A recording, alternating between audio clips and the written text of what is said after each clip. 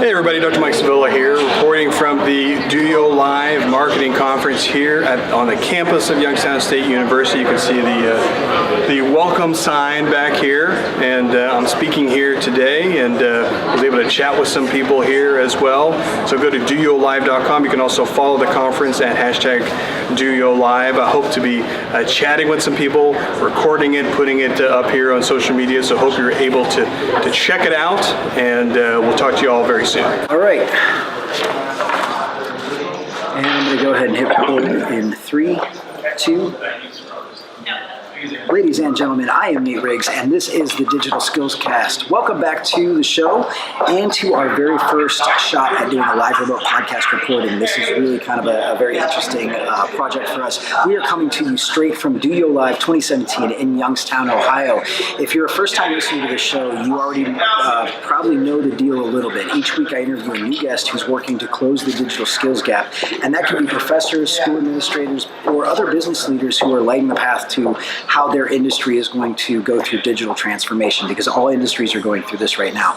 Last week we talked with Dennis Schiraldi, who is the founder and organizer of this killer event, DoYo Live. This is a digital marketing and interactive design conference in Youngstown, Ohio, and we're live from the kind of the opening reception or the networking room here at Youngstown State University. This morning's opening remarks were given by Jim Tressel, who is Youngstown State's University president, but we all still call him Coach if you're from Columbus, so that's okay. Our guest today has not only been helping patients and families as a physician in a family practice center of Salem, but he's also been leading the charge in terms of digital and healthcare and family medicine. He's an influencer and a thought leader, and I am so excited to see him back here at DoYo this year. Without further ado, I'd like to welcome my friend and thought leader, Dr. Mike Sevilla. Hey Nate, it's great to be here. It's great to meet you last year. I love the energy here at the conference and recording this live. If people aren't here, I mean, it's great just being here, just on the floor here and getting the energy. It's great to be here for this conversation today. Yeah, and I should say there's, the original plan was to have some background noise and have the ambience of the crowd, but everybody is in the breakout sessions right now because this was when we could get the best audio or quality. So we will pretend like there's a crowd cheering in the background when you say really smart stuff. Yeah, exactly. You people just step back. Just step back. We're trying to record a podcast here. So let's get into this. This is really interesting. You have an amazing hometown story here, Mike. Your parents immigrated to Youngstown from the Philippines. You grew up here. You attended local schools. You even did your undergraduate at Youngstown State University, and then you went to NEO Med, which is where you went to medical school, and now you even practice in the area. So fill in the details for us. Tell us a little bit more of the story. Well, I mean, I was born and raised here in Youngstown, Ohio, and the son of Filipino parents who emigrated here, and just a guy who just kind of grew up in the area here, and now I'm a family doc in a practice that is close to Youngstown, and it's great just to kind of be part of the community here.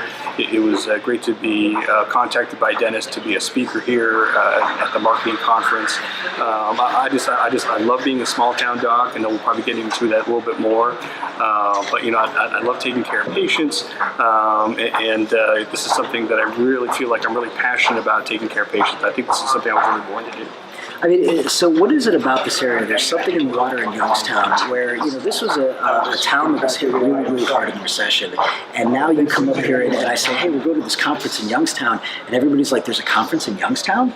And yet you get here and the energy is so high and there's so much innovation. So what is it for you? What is it about this area, this community that kind of just energizes you? Yeah, so for people who don't know, I mean, Youngstown, Ohio is what we call now kind of the Rust Belt area of the country. And actually we moved here, my parents and I moved here, and actually, right after kind of the last two mill kind of closed.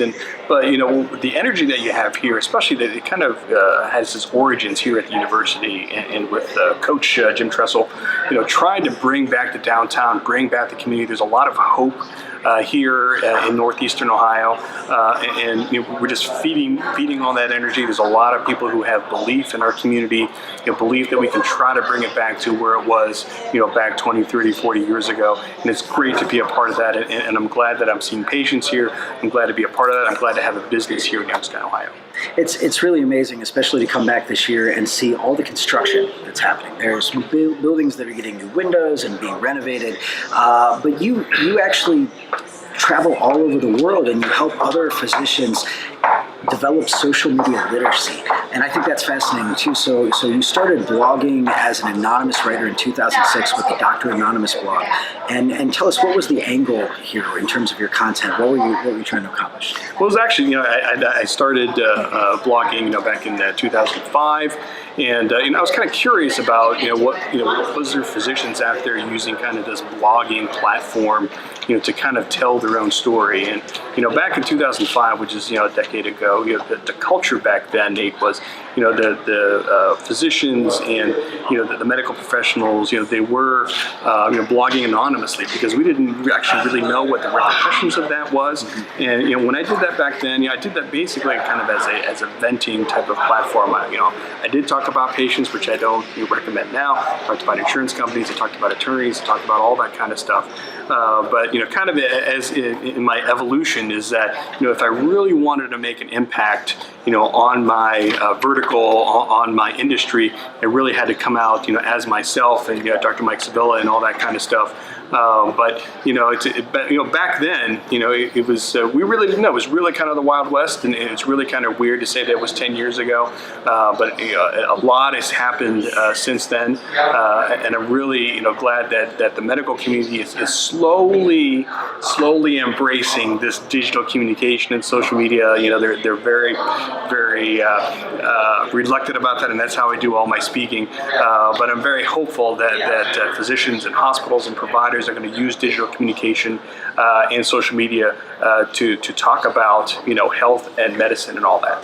So you go from taking this anonymous blog to fast forward to 2011, you rebrand yourself and change it from Doctors Anonymous blog to the Family Medicine Rocks website. And this is a website that actually I think started up to pick up a lot of traction. You were even acclaimed by Dr. Glenn Stream, who was the president of the American Academy of Family Physicians, as the king of family medicine social media. What does that mean, and how did you get all this attention from your peers? Yeah, I mean, so that kind of started out as a joke because I think I had the most Twitter followers in my kind of professional community at the time. But what I wanted to exhibit to my colleagues was that you have to embrace digital communication and social media to communicate with patients, to communicate with legislators, to communicate with your community, because a lot of physicians, a lot of doctors, they kind of lump in social media with their electronic health record, which they hate. But I said, hey, there's a lot of free marketing out there. A lot of my colleagues if you can kind of believe it, they're still using television and radio and newspapers to market. And I'm like, why are you doing that? Because every time I go into an exam room, all my patients are on their cell phone, they're checking Facebook, and for the most part, that's free. And that's how I get, some of my colleagues to say, hey, you should really think about this because you have to go where the audience is. It's not if you build it, they will come anymore. You have to go where they are, and using this digital communication and social media is kind of what we need to do, especially in the medical industry now. I mean, I wish I could say I was surprised that I heard that, but my wife works for a medical technology company that's fairly large, and a lot of they work with prior authorizations, and a lot of those prior authorizations today are still done via fax machine, and that baffles me. Is that really the environment inside of a lot of family practices? Well, yes, it's not just family practice. I mean, it's medicine in general. I mean, unfortunately, we still rely on the fax machine, which that shocks people, but that's kind of how backward the medical industry is as far as getting some of this communication out there. They're slowly moving towards emails and that type of thing.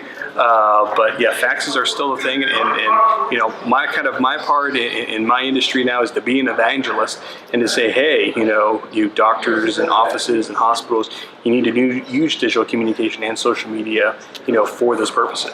So now the site is drmikesevilla.com. What is really the purpose of that? What is your angle with having a site as a family physician? Well, basically, I tell docs, that's back in medical school, I tell all my physician colleagues, I didn't take anything in marketing. I don't know anything about formal communication. But, when I talk to medical students now and I talk to those residents in training, that's how you build a brand. You have to get your site out there. And what I do with that is, that's how I introduce myself to my potential patients. I'm saying, hey, I'm Mike Sevilla. I grew up in Youngstown, Ohio. I'm in Salem now. Come and see me at my practice. And I can't tell you, Nate, how many people come to me every day and say, Dr. Sevilla, I'm here because I Googled Salem, Ohio, primary care, and your name came up, and that's why I'm here. I listened to your introduction about yourself. I like what I heard, and when I tell docs, this is how you generate business in this area. Now, obviously, the majority now is still word of mouth, but still digital communication. I get business every day, and that's the hook. That's how I get doctors to kind of at least think about using social media for their practice.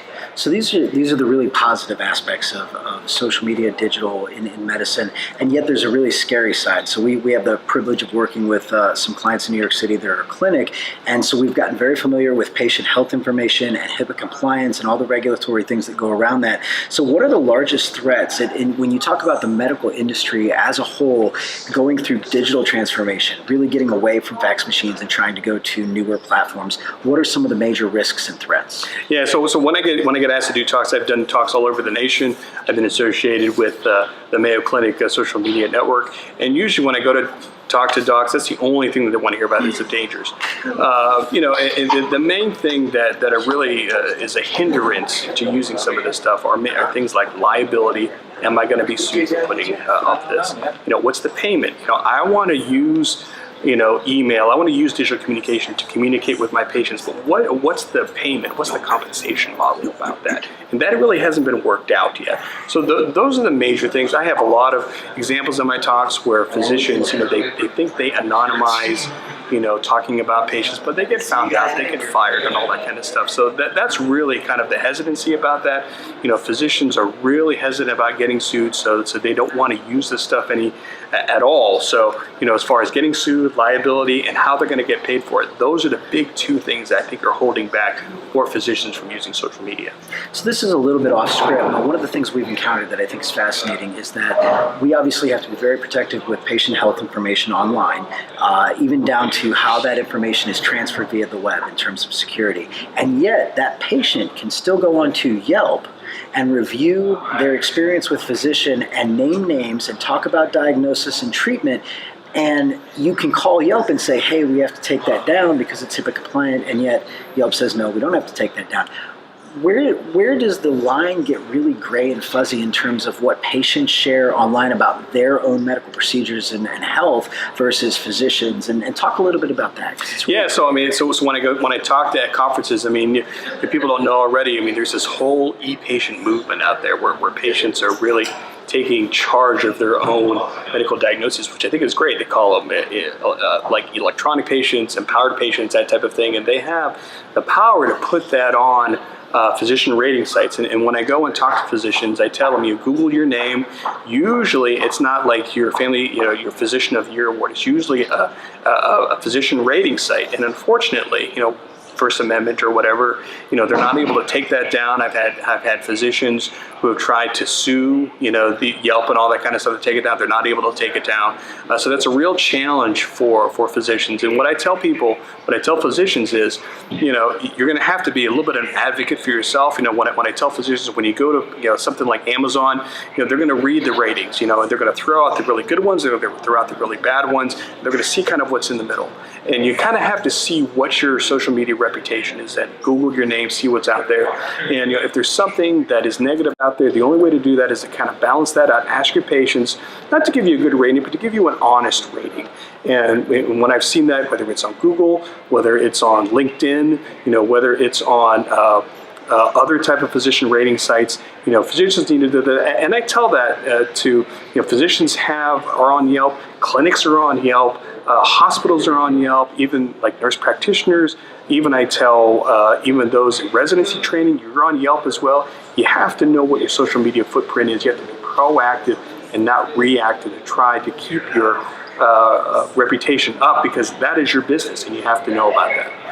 So as a physician, you have obviously spent years and years developing medical skills, right? You know how to treat patients, diagnose illness, and yet you've self-taught all these other skills around digital media. So your advice to other physicians, what are the digital skills that if they want to begin to explore this route, they want to go down and try to bring their practice online in a better way, what are the skills that they need to work on to be able to do so? Well, the first thing I tell physicians is you Google your name. Patient, I tell them, patients are talking about you right now and you don't even know what they're saying.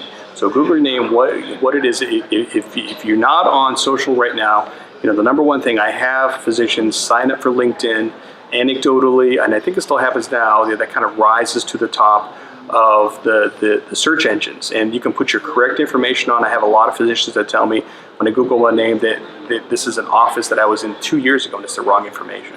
So if you go into LinkedIn, do that, and you try to figure out where your patients are and on social. And mostly it's on Facebook. If you don't have a Facebook page for your clinic or for your hospital, start that. You don't have to manage it. You can get people to manage it. You don't have to do it all yourself. But just first thing is awareness. You have to be aware of what they're talking about, and then try to be proactive and get the right information. Try to get patients to post an honest evaluation and about you and your practice. Those are the big 2 steps that I tell doctors to start out with. Okay. So one final thing I'd like to wrap up, because I thought this was really interesting. In going through your site, I saw a site called healthisprimary.org. Please tell us more about what this is. Yeah, so Health is Primary is it's a communications campaign to advocate for the values of family medicine. I'm a family medicine doctor. I'm a family practice doctor in Salem, and it's Health is Primary. You can go to healthisprimary.org. And it's a communications campaign to demonstrate the benefits of primary care and to engage our patients on our healthcare system. And Nate, I talked about it. We talked about it a little bit before. I did a TEDx talk here in Youngstown. I talked about that a little bit more. You can go to drmikesavella.com to check that out. But briefly, just the 3 things about primary care and family medicine. We advocate. If you have a family doctor in the community, it's better health. Just statistics, studies suggest that over 100,000 deaths per year in the United States could be averted through the increase in the number of primary care physicians. Family practice also gives better care. An example of that, an increase of 1 primary care doctor per 10,000 people can decrease the cost and unnecessary care that people receive. And it also lowers costs. U.S. adults who have a primary care physician have a 33% lower health care cost. That's what healthcare primary is about. And I get the question, well, why do I do social media? There's 3 main things that why I do what I do on social media. One is to add to patient education. Second is to alleviate myths. People still think that immunizations cause autism, and I do a lot of that on my blog and saying it does not. And third is advocacy. I think every American deserves a primary care and family physician, and that's what I do with my digital media brand. And I've gotten a lot of great response from that. And I've gotten a lot of opportunities like this podcast here. So it's great to be here. I mean, I can relate to that personally. It's all set now, but it wasn't until I was, the last couple of weeks, I finally named a primary care physician for myself. And it's just one of those things that slips your mind. As an adult male, I think we're probably the worst about, going to the doctor. But I will echo Mike and say, yeah, it's made a big difference. Everybody should have a primary care physician. So yeah, I mean, it's I talk about it every day, and so that's one of the reasons why I do what I do on social media. Well, we got to leave it at that for this week, folks. I can hear some things starting to kick off. I think we're going to be shifting sessions very, very soon. But Mike, I'm delighted that you were able to take some time with us. Thank you so much for sharing what you're doing, and keep up the good work. Thank you. Thanks so much. And again, we are here at DoYo Live 2017 in Youngstown, Ohio. Make sure to check out the conference website at doyolive.com. Based on what I see today, I can probably tell you that our friend Dennis Schiraldi is going to go bigger and better even next year. So look for DoYo Live in 2018. I cannot communicate enough just the value of this conference. But that's it for this week, folks. I have a session to catch. As always, I'm your host, Nate Riggs, and we will do this all again next Friday on the Digital Skillscast. Ooh. And we're out. Cool. Okay, that was great.